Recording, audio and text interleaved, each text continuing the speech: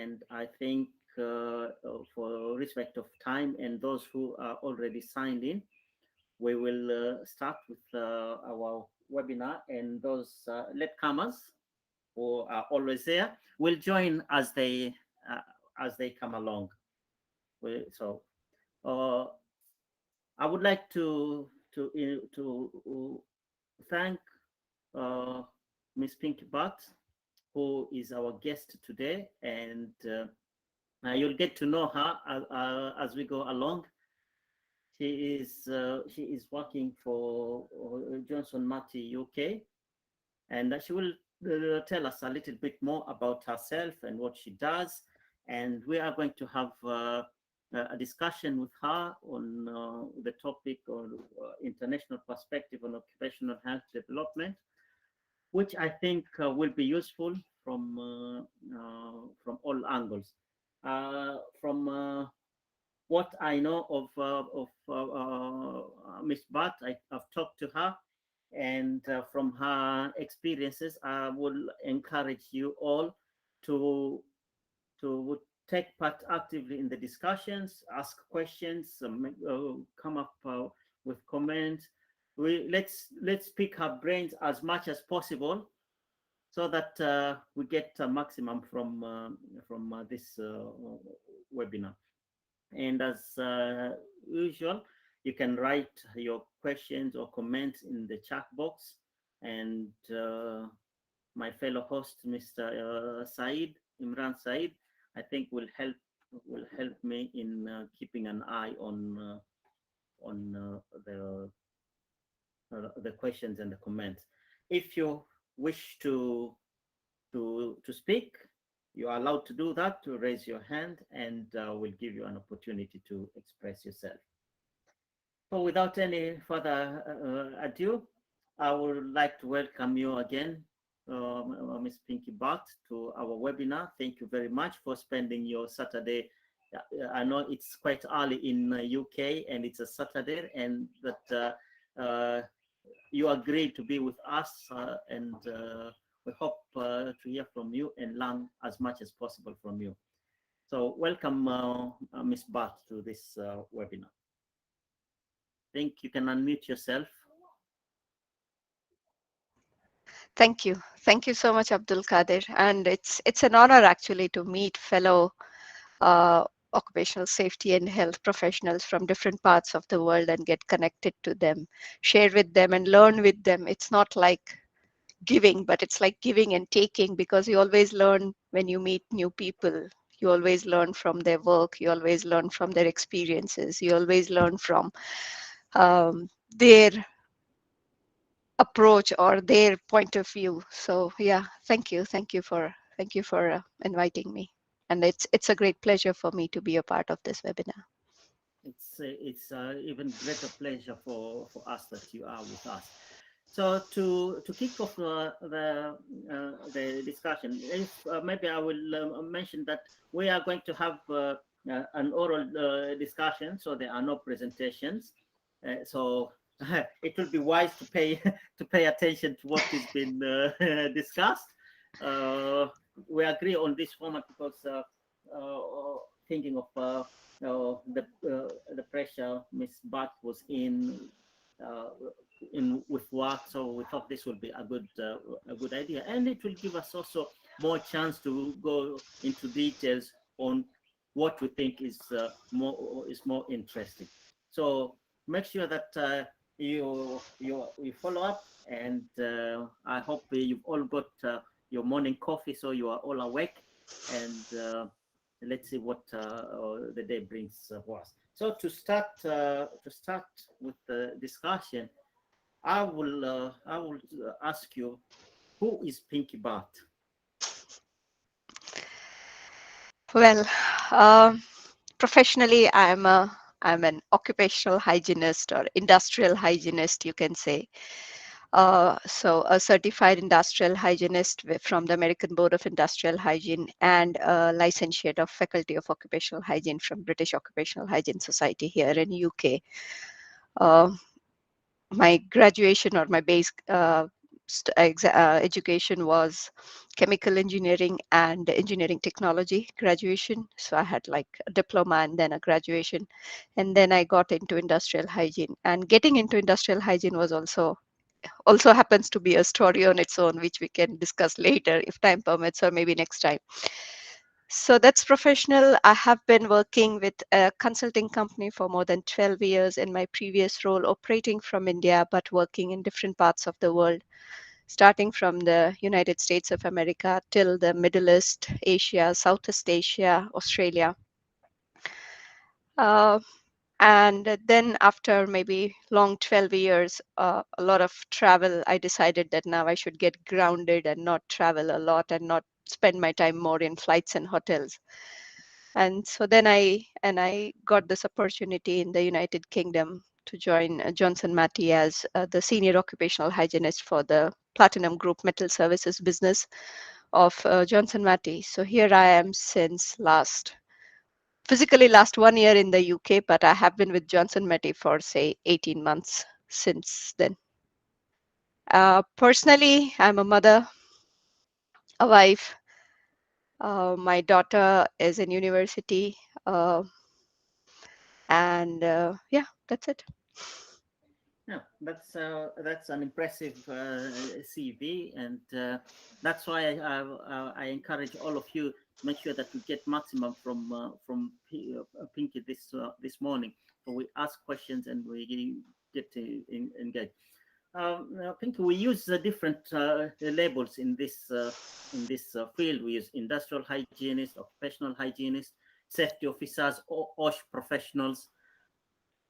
Could you say something about possible differences in these labels? You are occupational hygienist, and you said you're certified industrial hygienist. What do you do that is different from e.g. Safety officer?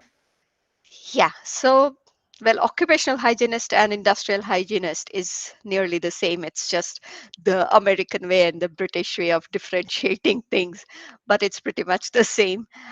Safety professionals or safety officers, yeah, safety itself is a very huge field, a vast field, similar to industrial hygiene, which happens to be a much, much vast field. Normally, I would start from saying that people who know what is industrial hygiene think that industrial hygiene is just collecting samples or doing monitoring. But there are, well, in India, there used to be a lot of people whom I used to meet in small sectors or in medium level sectors, medium sized sectors. They did not know what is industrial hygiene or occupational hygiene.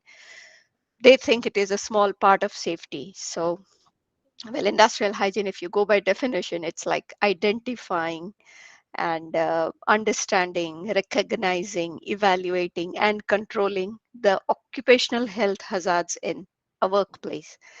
So it itself is a huge, huge field. So when I try to introduce, initially when I got into industrial hygiene, and then when I discussed it with my colleagues or with my other friends who are not industrial hygienists, they would think like, okay, do you teach people that how you should clean your hands properly, or you should clean your nails properly and clean your teeth properly? So it's directly or indirectly attached to human health, but the perception is that it's hygiene means it's cleanliness, but it's not that. It's like industrial hygiene means we are trying to make the workplaces healthier, and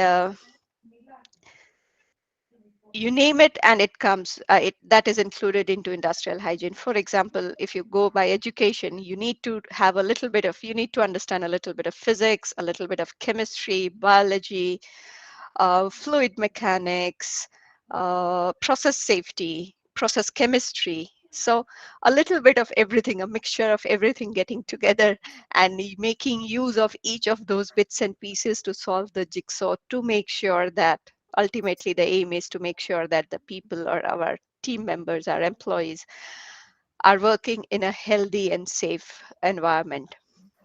Safety is more dealing with hazards, like physical hazards, you can say. So there is now, in bigger organizations, you have process safety, you have safety, and you have industrial hygiene or occupational hygiene, or occupational safety and health. So it itself is a vast field, so it's not a part of safety. But the best thing about industrial hygiene or occupational hygiene that I like is that by doing good work, by making sure that the people are safe, the workplace is clean and healthy, the hazards are controlled, uh, the occupational hygienists or the industrial hygienist try and add few maybe days or weeks or months or years in the lives of the people working in the workplace. And that is the best thing of occupational hygiene that I enjoy about, and that does not, you know, let me tire or feel bored or monotonous about my job. You Does that mentioned make sense? something. Yes, of course, of course. Thank you for very much. You mentioned something that I've never thought of. That whenever you mention occupational hygiene, people associate with human hygiene, like Yes. cutting the fingernails and brushing the teeth. This is it's a different perspective, and I guess for you who started your career in India, this was the main this was coming up time and time again. So Yes. how would you describe the oil situation in India? Yes. So when I started, say maybe 13 years back, 14 years back, that time it was the situation. There were many industries which were not a part of the multinationals or not directly or indirectly related to or dealing with multinational companies, huge Indian companies, but they still did not have information about occupational hygiene or industrial hygiene. Unfortunately, we had a very small part in our regulation which talked about industrial hygiene or health at workplace. We had a bigger portion in our regulations which talked about working conditions, but it did not include occupational hygiene. So when we went there, sorry, can we? Yeah, just unmute yourself. Okay, thank you. So when I started, and when I even as a consultant, when I used to go to different parts of India, like India itself is a huge country. So when you go into different parts, similar to the world, when you go into different parts of India, you realize that the level of development, the level of education, the level of resources is different within India itself. So in certain parts which were quite more industrialized or developed, you could see that people did have awareness about, say, occupational hygiene. Not very clear idea, but they did have bits and pieces. Like if they were handling, say, acids, they knew that there is something that comes out, fumes, or we can feel that on our skin, or we can feel the irritation in nose irritation or throat irritation or something like that. But it was not always. At times there were people who handled so nasty chemicals, but they did not have any idea about any kind of controls. So there was a range, there was a variety of understanding within India itself. And then I started traveling abroad later, maybe after 2 years. I think, yes, that is after 2 years in getting into industrial hygiene, I started working around the world. And that is when I realized the difference in understanding, difference in technology, difference in regulations, difference in implementation, difference in discipline around the world, depending upon the culture, the education, and of course the regulation and implementation. Currently in India, we are lucky. We very recently, last year, had our regulations revised. So now we have a single code which is called Occupational Safety, Health and Working Conditions Code 2020. So initially, what we had was like different kind of rules, different for mine workers, different for dock workers, different for factories, different for small scale workers. And so then people, as always, human nature, they were able to find loopholes in between, because we don't fall on this, we fall in this, we don't, this is not applicable to us, this is applicable to us. But now, because of this single code, I think the implementation is becoming efficient. enough, and there is a lot of awareness. Even before this code, there is a lot of awareness within the industries and the population as a whole in terms of industrial hygiene. But I think it grows with time. So when I started, it was maybe in an infant stage, but now it's a grown up toddler, where most of the industries you go to or you visit have some or maybe more, or some maybe much more idea about what is occupational hygiene or industrial hygiene. It's called industrial hygiene in India. It's called occupational hygiene in United Kingdom. We'll find out during the day what's the preference in Kenya. I figure India and Kenya will be in the same league with a large informal sector with no definite OSH Yeah, programs to yeah. multinational companies with considerable good standards.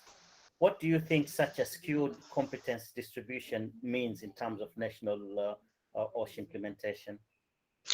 Yes. So again, the same thing which I said initially, it was a huge difference. Like there was a visible, huge visible gap. But slowly, as industrial hygiene or occupational hygiene grows within the culture, grows within the population, that is also developed by having educational courses within the country. Like initially we just had one university in India which talked about concrete industrial hygiene or just occupational hygiene.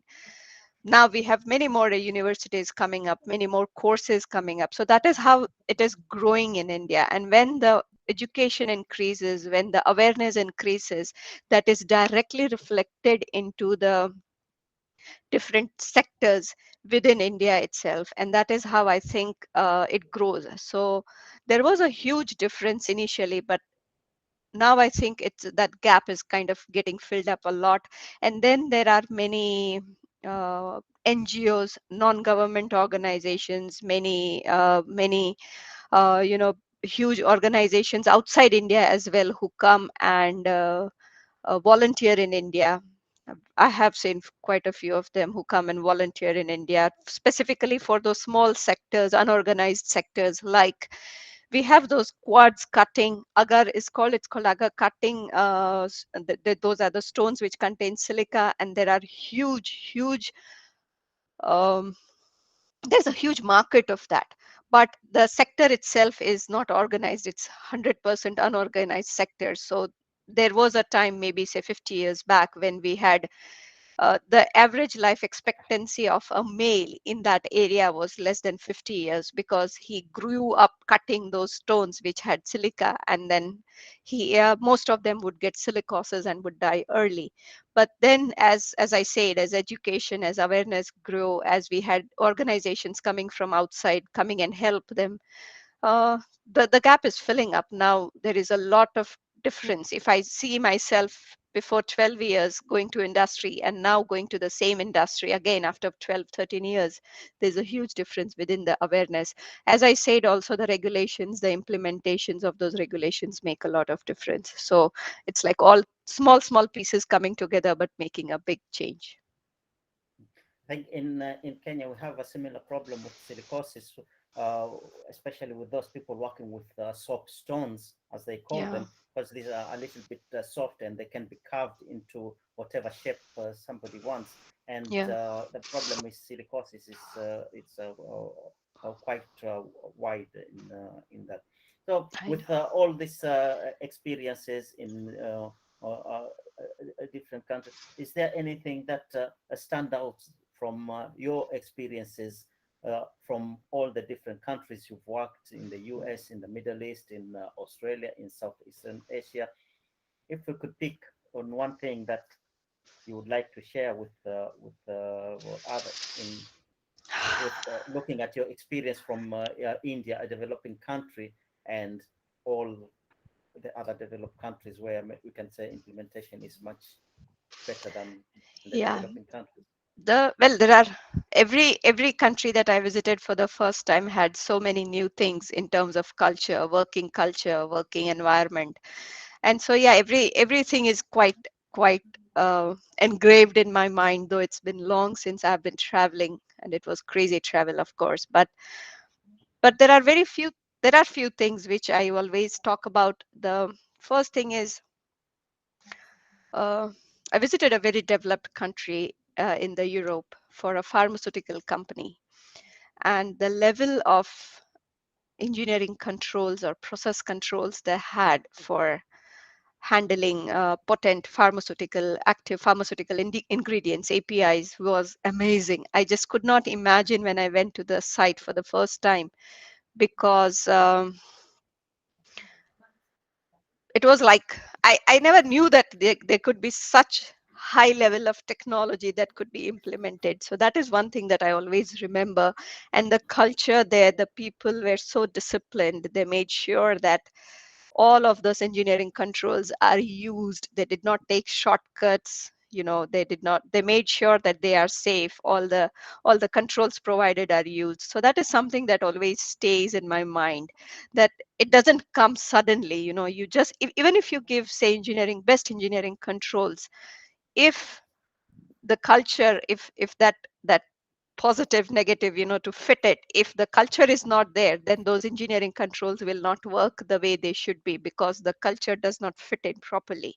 So that development of both technology and culture together, I was really impressed with that. So that is something that I always remember. uh, yeah, and I always talk about that when I went back to India.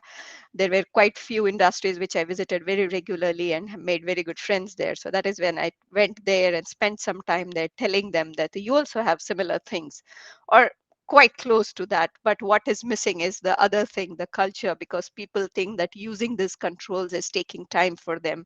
Their process time is increasing, but they don't realize the value it is adding when in terms of controls of hazards. So that is something which I always remember.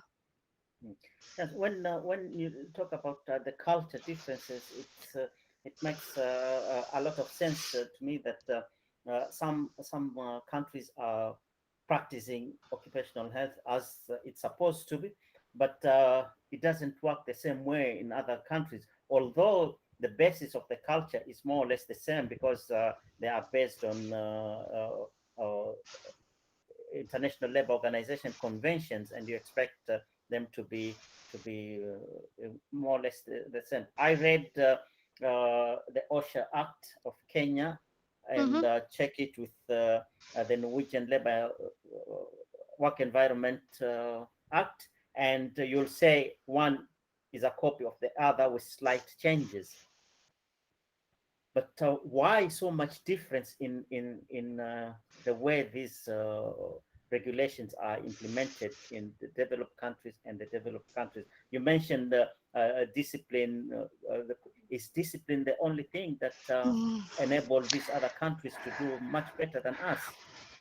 I think no, it's not only discipline, but it's the overall financial, political, economic conditions that may be adding. Now, I'm not the best person to comment on this, or I may not have the entire picture. So please excuse me if I do not give the, the exact answer. But I think, based on my understanding of working at different countries, different cultures, I think that the socio-economic background also makes a lot of difference.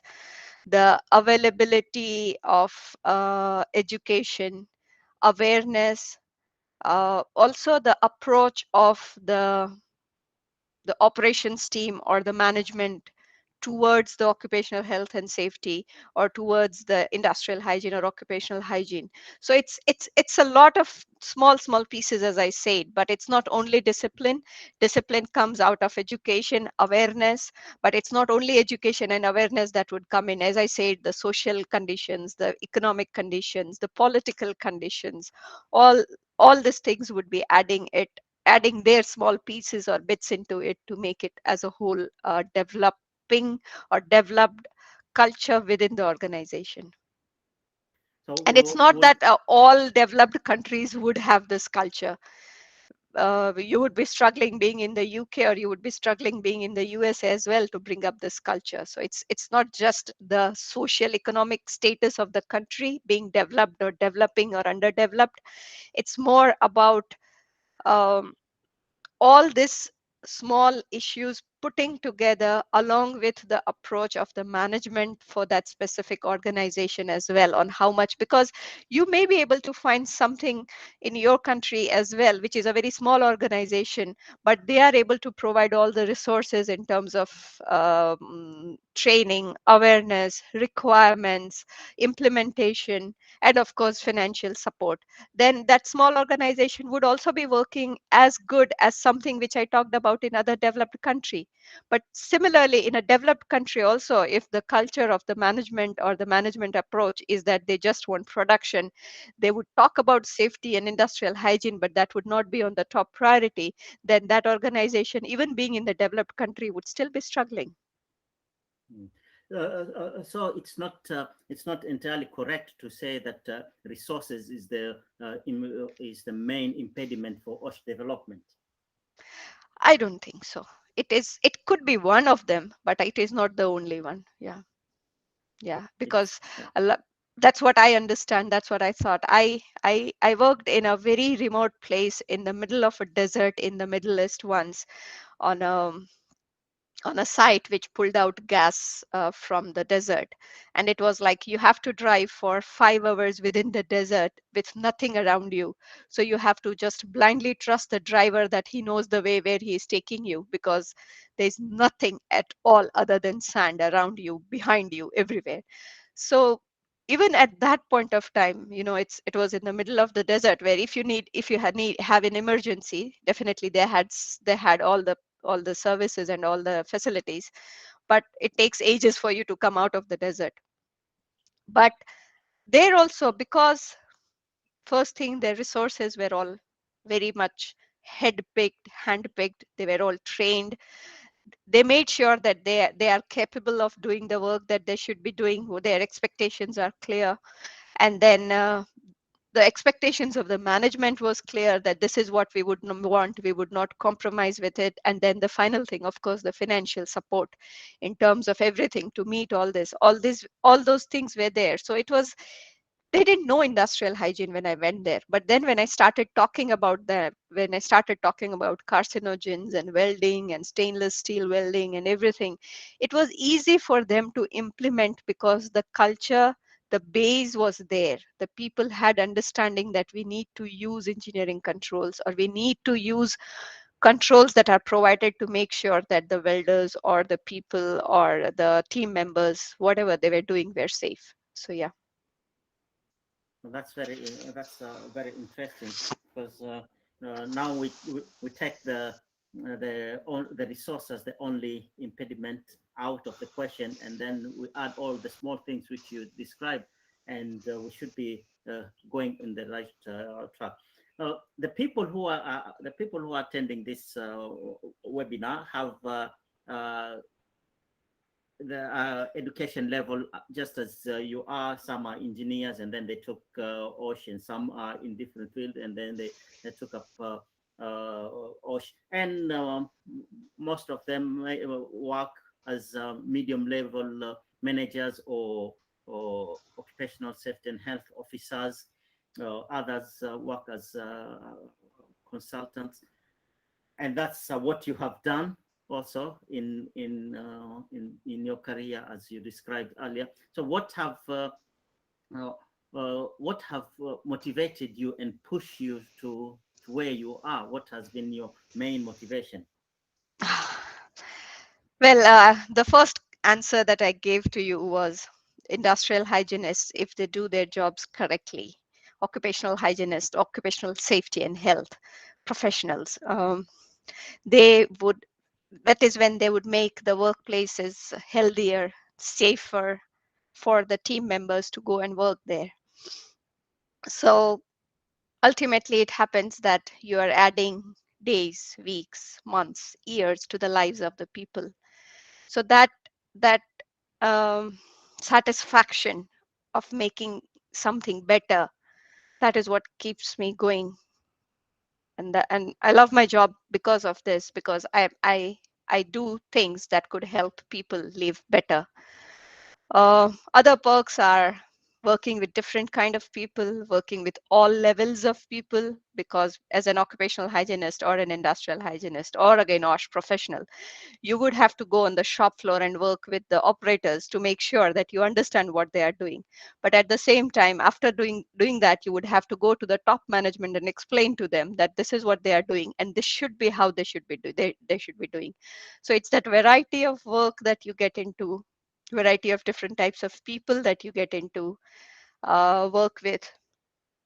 You get to learn so much. As I said, occupational hygiene is a little bit of everything: physics, chemistry, maths, biology, process chemistry, process safety, you name it, and you need to know. Unless I know what is happening into that process, I would not be able to go back and then convert it into the toxic or kinetics of those chemicals to see how it affects the body, how much, how hazardous it is, how toxic it is, do the assessment. So that is all different. The variety of different things that you get to learn out of industrial hygiene or occupational hygiene again keeps me going.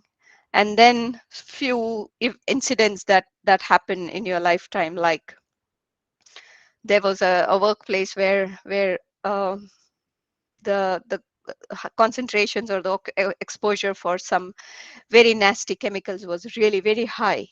And I had to work very closely with the management to have the interim controls of respirators till the time they put in some process or engineering controls, because we had to make sure that now that we know that the exposure is high, people need to be protected. So in interim, we started working with them for respirators, and then also simultaneously getting to design the process and engineering controls. Initially, there was a lot of resistance because people didn't like wearing those full face or half face respirators. They had to shave every day, which they didn't want to. They had to go and get respirator fit tested.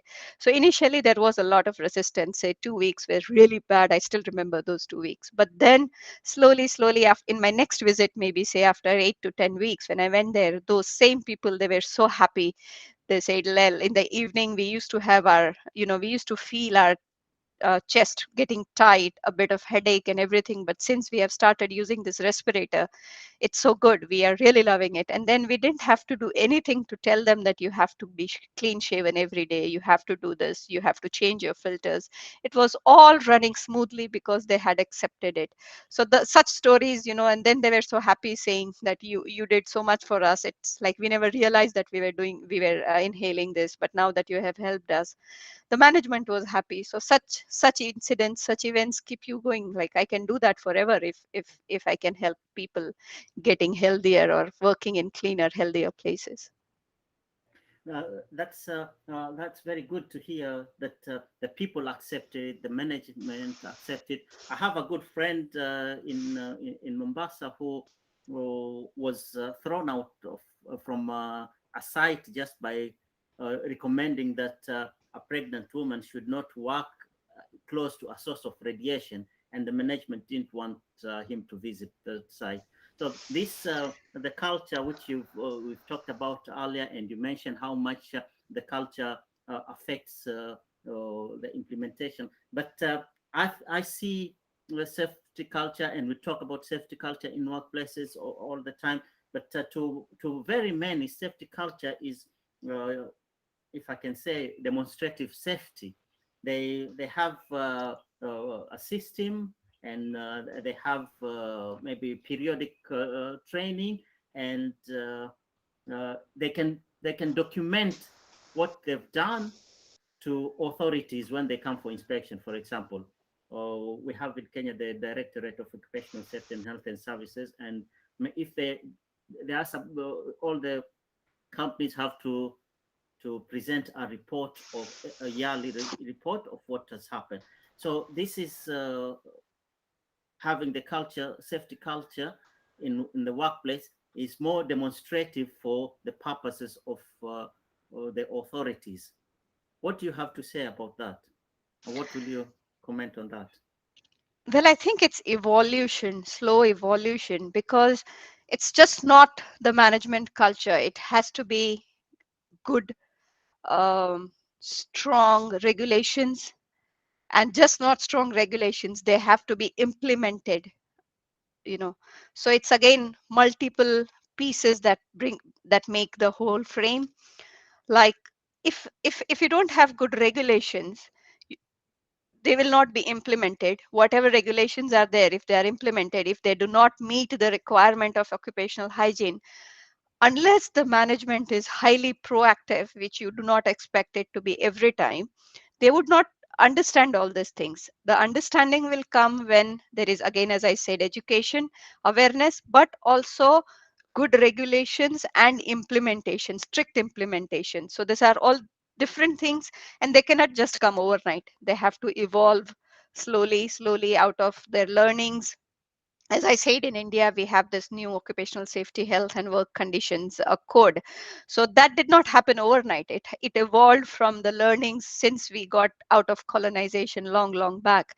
That is when we had this all different types of acts, and they were kind of, not implemented the best way, or there were better ways of implementing, you can say. And then the government come up with this code which will combine everything and make sure that it is implemented properly. But then again, it is not only implementation. If the management, as you said, if they want to just show, they would just tick, we did this training, we did this, we did this, we did this, and that would be done. In India also, initially, in the initial stage, there were few consultants who would give you the reports that you want, not what the actual reports are. So it's all different pieces that comes together, and its evolution, I think, it is not overnight, or it just doesn't happen suddenly. It's all working shoulder to shoulder together, understanding, making sure the ultimate aim of industrial hygiene or occupational hygiene is to make sure that people go back home healthy.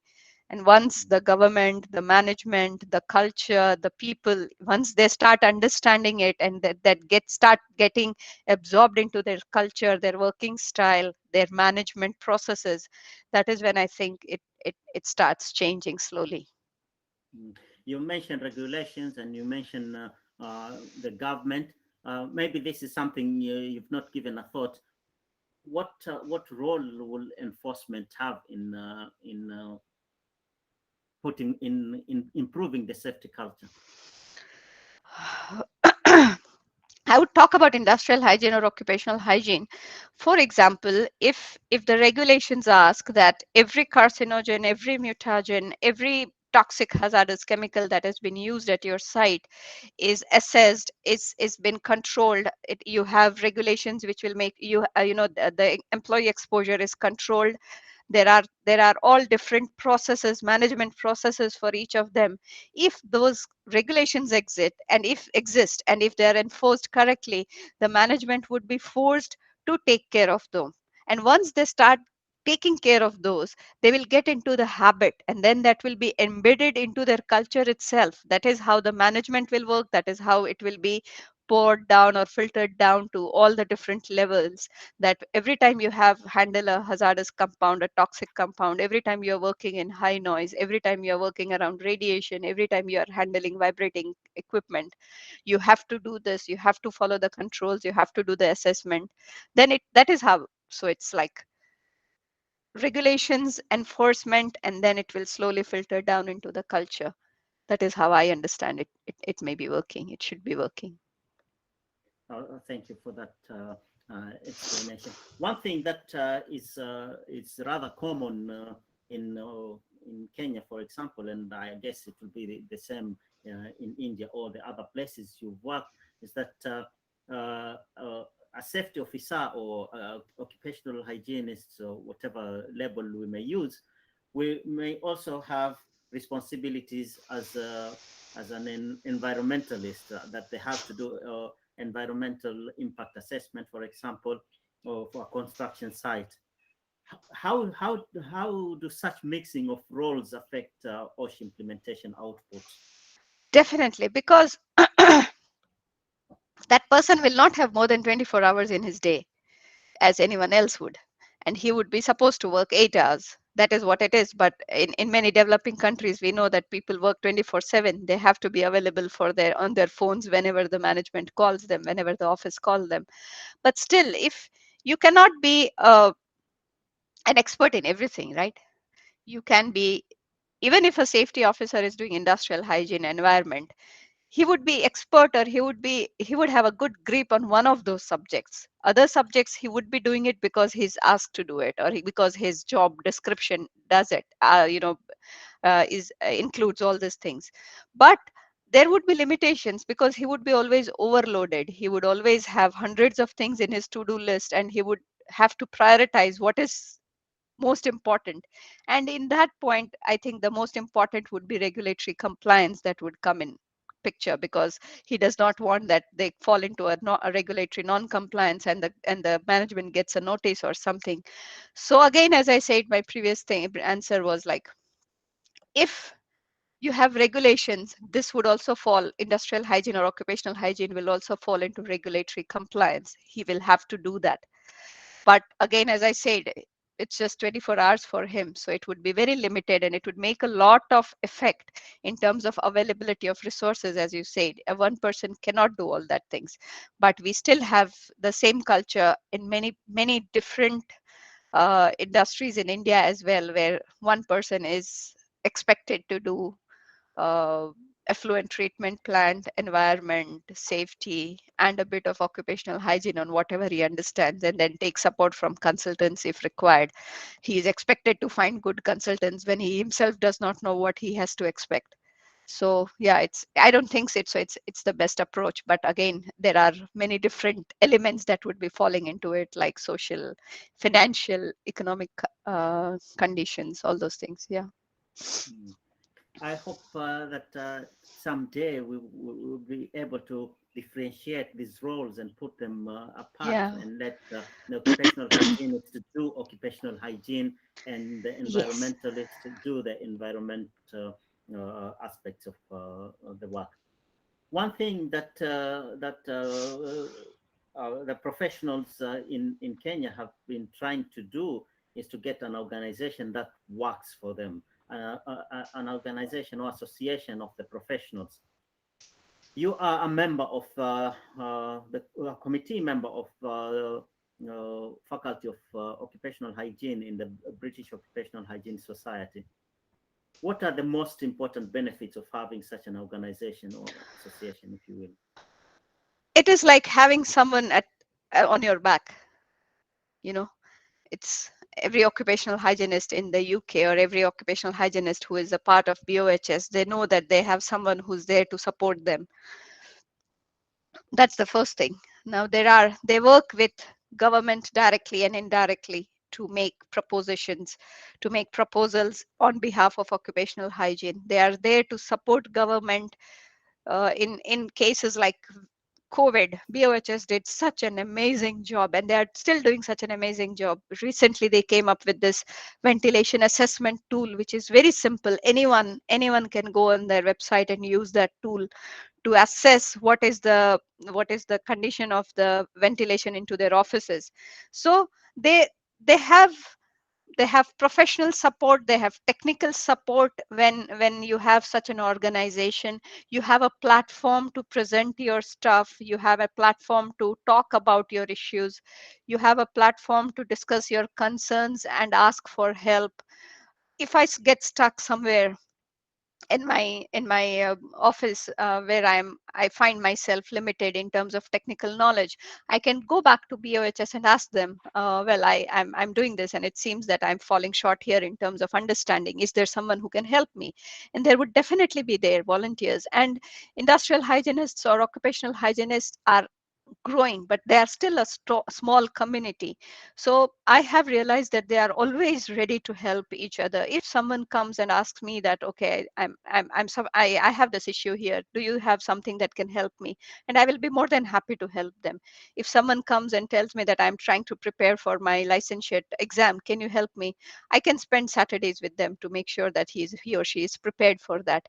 So that culture of togetherness, that culture of being there for each other, to go and ask for help, to provide a platform to discuss things, to present, to make yourself visible, to make yourself grow personally and professionally, uh, as a platform to communicate with the government, as a platform to communicate with the society as a whole.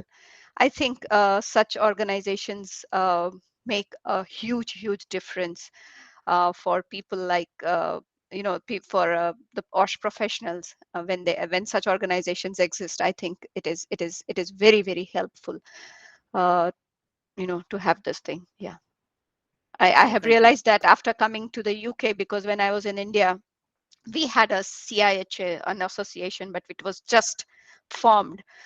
But because of the time difference, I could not uh, get uh, get along, or I could not be a part of BOHS the way I wanted to when I was in India. But now that I'm here, I can see it is so much helpful to to have such an organization. Thank you for those very wise words about being organized and helping each other. I think it's a paramount that we as professionals can support each other, and those who need help can get the help they need to improve themselves, to improve the workplaces they work. So thank you very much for that. Now we are almost to the hour. So I would like to open the discussion for all the attendees. If you have questions, if you have comments on what you've heard from Pinky, if you don't agree with what Pinky said, I'm sure I'm sure she Yes, won't be yes, I would offended. be definitely. It's as I mentioned earlier, it's exchange of experiences. Maybe somebody else have different experiences than what we had today from Pinky. So we open for questions and comments, and yeah, the next few minutes, let's have you, the audience, come up with what you think, what you heard, what your experience, whatever you want to say. So we open the floor for that now. If you wish to speak, you can raise your hand, and we give you the word. Or if you prefer to write in the chat box, you can write in the chat box. We already have a comment from Ogola. This is great, Oshpro. This is very informative, and thanks to the guest, Miss Pinky Bhatt. Very commendable. That's from Ogola. We have Isima Health Facilities. You can unmute yourself and give us your Thank comment, you very please. much. Okay, thanks very much, Dr. Mr. Abdul Qadir, Madam Pinky. Great presentation, really appreciate it. In Kenya here, we have a big problem in OSH. We have a huge chunk of the population being in the informal sector, what we call the Juakali sector. Very difficult to regulate and to manage, and both for the workers themselves and for the authorities. I don't know if you face such a problem. I'm sure it's you may not be having much in Europe, but maybe in India you may be having a lot of the informal sectors. You know, those people who are working on their own along the side streets or the shoddy areas or such places, construction sites without any proper formal employment. Yeah. How do you manage that type of sector?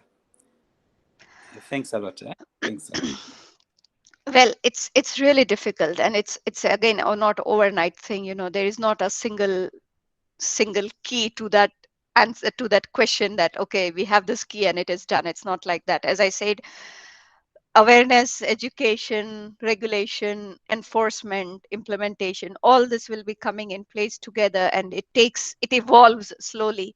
Before, maybe say 20, 30, 25 years, we had the same problem with this stone cutting, similar to what Abdul Kader said. But then at that point of time, we did not have any solution. People were still suffering. We did not have any control over that. But slowly, as India, I would talk about India more because I spent most of my life there. It developed. There was education and more organization happening, government penetrating into those smaller areas or those smaller sectors, that is when changes were visible, but it was again a very long term. It was not just it started happening. I would not have the exact answer to that, but I would expect that this is how things would change slowly, with different elements coming together. As I said, in India, even the volunteers played a huge role into this. For example, what I did was, as a part of my giving back to the society, because I knew a little bit more in terms of industrial hygiene than they did. I used to purchase, say, N95 respirators, a big box, and then go out on Saturdays and see how they are working.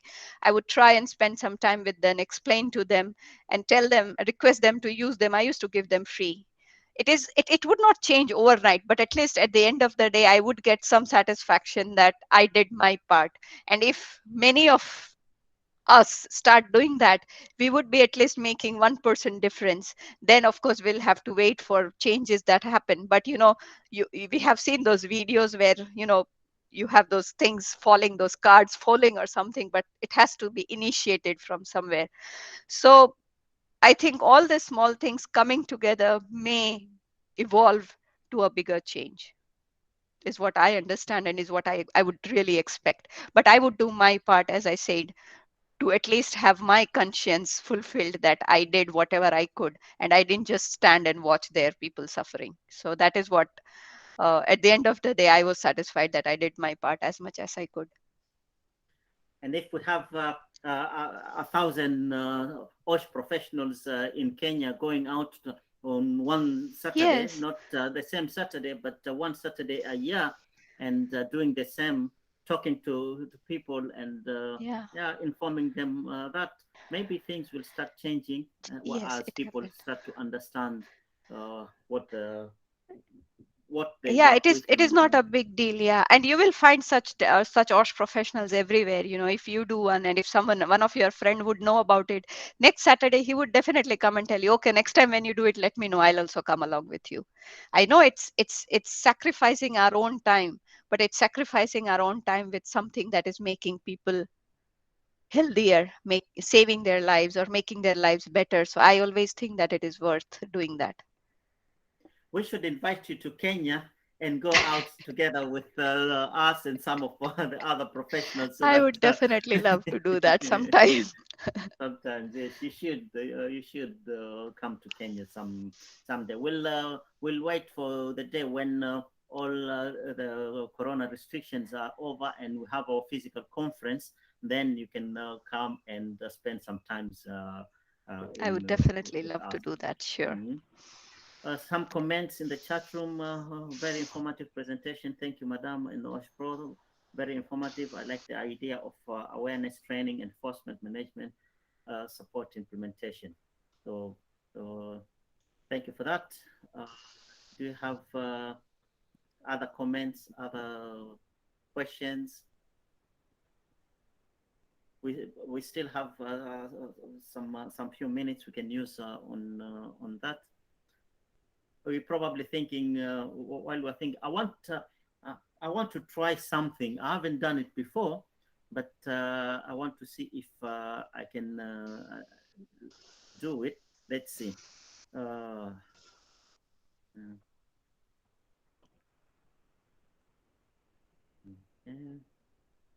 let's see if I can get it to pick your phones or wait. Do you see my screen? Yeah, you can see your Yes. screen. Okay. Let's try to do this. Let's try to work on this. If you could rate the following. This since there are no questions, maybe I can ask you. So if you let me see, you'll have a minute. I think you can pick 1 to 5. You can slide along. Go to you see on the top it's written go to menti.com and use. So go to we come to menti.com, you'll get a question to add the code. Use the code which is given there, and then do the rate, please.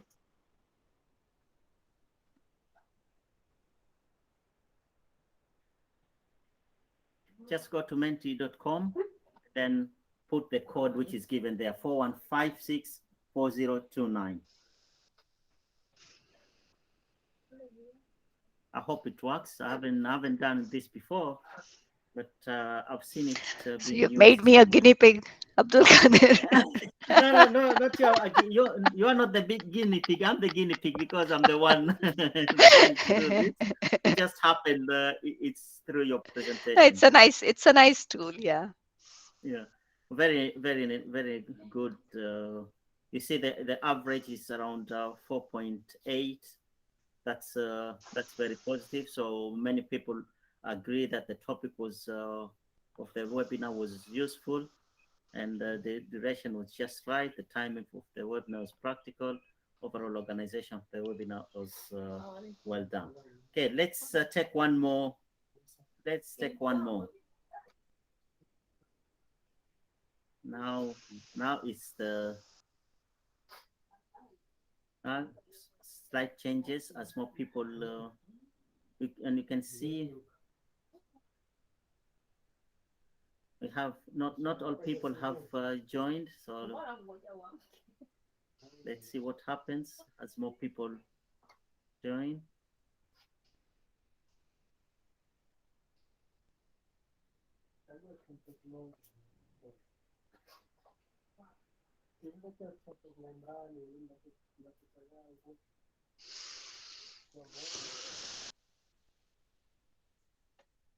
We still have some more people who can fill this.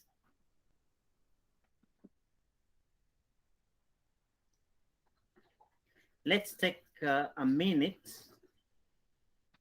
for the others to join and answer the questions. But you see, Pinky, the topic was very useful, so every people find it very useful, and the rest are on me. The webinar duration, the timing, and overall organization is on me. I know but the timing. No, I know the timing. Being a Saturday is not always very helpful for people looking to get some rest. Yeah. Yes, and unfortunately, it's also difficult to get time during the week if it's not in the evening, because maybe some people are in the field, outside. So it's always difficult to get the timing correct. I agree. But, we do the best out of what we can manage. Okay, let's see. I think we should go to the next question.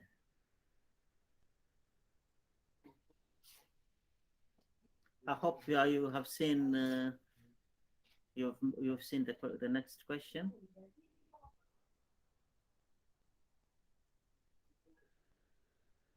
This is where it's challenging for me. I don't know if I should do.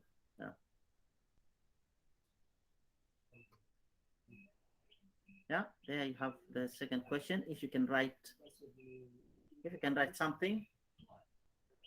What, in your opinion, was the most significant point in relation to OSH development from the discussion?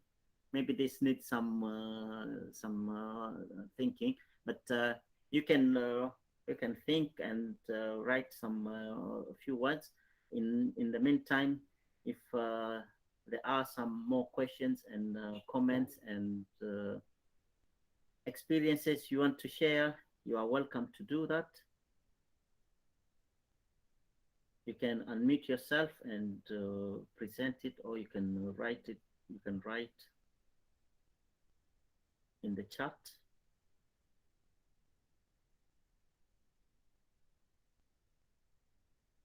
While you are doing this, I think you can do it even at a later time. You just go to menti.com and put the code, which is 4. If I can I can write the code is 41564029. I think you can do this even after we are done here, because this will be very useful for us, so that we can know what we need to put focus on the next time we are having such a webinar. So all feedback you give us to us is very helpful to us, and that gives us also an idea of what you will want to hear. So I see some things are coming up: creating awareness, training, enforcement, management, and support, and implementation order. Being patient as you go about tackling challenges. That's patience is a virtue. So we should, as safety officer, we should be patient and work hard towards improving. Mr. Said, Imran, do you have anything you want to add while people are thinking and writing?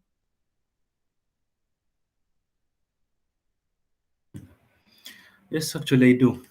Thank you very much. Hello, everyone. Hello, Miss Pinky. Thank you for sacrificing your sleep to present to us this very important topic on occupational safety and health.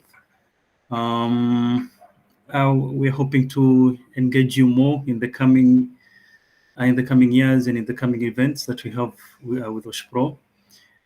One of which will be a conference that we're planning to hold on the 26th and the 27th of November. Just like the previous one, we're going to have this virtually. We promise you all that we'll have the next one after this. We'll have it physically. I know so many of you have been calling me, have been calling us, asking about the conference and whether we're going to have it physically. I know people are missing that feeling of gathering in a place to discuss things that you find very important to you. In this case, occupational safety and health. So we promise you, yeah, we're going to have these events physically. We're going to have them, some of them virtually. We're going to have so many events. You're going to beg us to stop. And the main topic of the conference that we're going to have, this online conference we're going to have on the 26th and the 27th, will be trends and practices in occupational safety and health promotion. Okay, so it's a very interesting topic, and I hope you will come in numbers. For this conference, we will have a small fee that we're going to charge. It's very affordable, and we will communicate further on that. Among the speakers that we're going to have on that day is Dr. Catherine Blake. I don't know if I pronounced that correctly. From the Federal Institute of Occupational Safety and Health in Germany. She has developed a very interesting tool that she calls the EMKG, which is a tool that is used to, it's a workplace control scheme, for hazardous substances in the workplace. Further to her presentation, she's going to demonstrate how the tool works. And for a few lucky attendees on that day, she's going to give away samples of a prototype. So I think that's very nice from Dr. Catherine to send us samples of her tool all the way from Germany. So up to you guys. If you feel you're going to benefit, and we believe you're going to benefit from this this conference, then don't waste any time. Register now. Register now. Back to you, Abdul Kadir. Thank you. Just a slight addition to what Mr. Imran said. The tool actually is developed by the Federal Institute of Occupational Health in Germany, and Dr. Catherine and her colleagues are the ones who are behind it, and they are the ones who work with it occasionally. So it's a nice, easy to use tool, which I've actually seen, and it works very well for hazardous substances. So this is one of the many interesting things which are planning for you, and we hope also Pinky will also join us then. We'll we'll talk. We'll make sure we get her again to come and join us. So with that, if you don't have any more questions or comments, we'll bring this webinar to conclusion. And again, we'd like to thank Ms. Pinky Bhatt for the wonderful discussion, for all the input, and I hope you take home with you very useful knowledge that you can apply in your workplaces and general in developing OSH in Kenya. A few things which are mentioned. We need patience. We need a commitment, because without commitment, nothing works much. So we need commitment as safety officers, as mentioned with the Jua Kali, where maybe some of us will take Pinky's example and go out with even the mobile phones with noise meter, where you can take some measurements and show that you are working over the 85 decibels, and in that you need to have ear protections. Give some dust masks to people. Talk to them when they see that the professionals are interested, are committed, they want to make changes.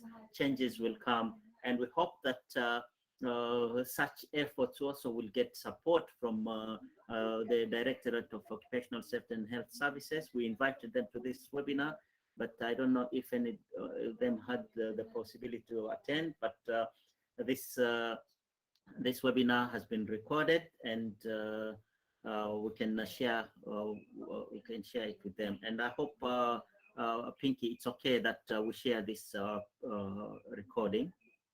Is that okay with you? Yeah, it should be fine. Okay, thank you very much. So we'll share the recording with Doge, and whoever else is interested, we'll put it on our webpage, and you'll get information on where you can access this on the webpage, and share it with your colleagues, share it with those who you think can benefit from this. Thank you for attending. Thank you for your participation. Thank you again, Ms. Bhatt, very much, and we look forward to hearing from you again and to be part of our events in the future. Thank you. Thank you so much, everyone. Have a nice day ahead. Have a nice day, all Thank of you, you. and Bye. we see you again very soon. Okay, thank you. Bye.